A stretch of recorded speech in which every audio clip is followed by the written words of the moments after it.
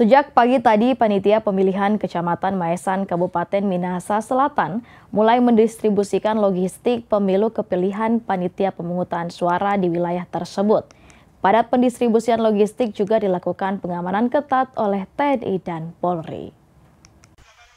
Terpantau sejak pagi hari, pekerja memasukkan logistik pemilu 2024 ke kendaraan untuk didistribusikan dari PPK Maesaan menuju sejumlah PPS di wilayah tersebut pada Selasa 13 Februari 2024. PPK Maesaan mulai mendistribusikan logistik pemilu ke PPS untuk disebar ke 38 tempat pemungutan suara atau TPS yang terbagi di 12 desa di Kecamatan Maesaan, Kabupaten Minahasa Selatan. Kecamatan Maesaan ada berapa TPS, Pak? Ada 38 TPS. Dari berapa desa, Pak? Dari 12 desa. Dari 12 desa. Untuk logistik sendiri ada berapa jumlah untuk kotak? Pak? Untuk kotak ada 190 kotak suara.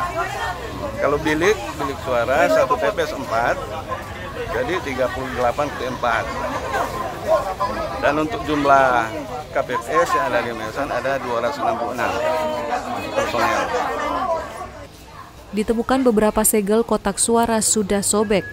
Panwas Kecamatan Deiber Mangundap mengakui hal tersebut dikarenakan masalah teknis saat pendistribusian.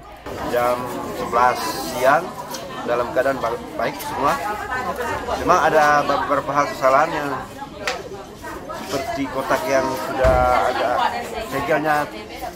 segel robek, itu diakibatkan dengan teknis distribusi, karena orang pengepakannya sunggang, dia ada tekanan di gardu itu sampai dia robek.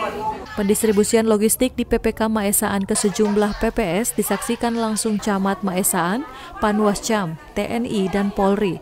Pihaknya pun berharap saat pendistribusian logistik KPPS harus berada di lokasi. Dari Minahasa Selatan, Brian Umboh melaporkan untuk Kawanwa TV.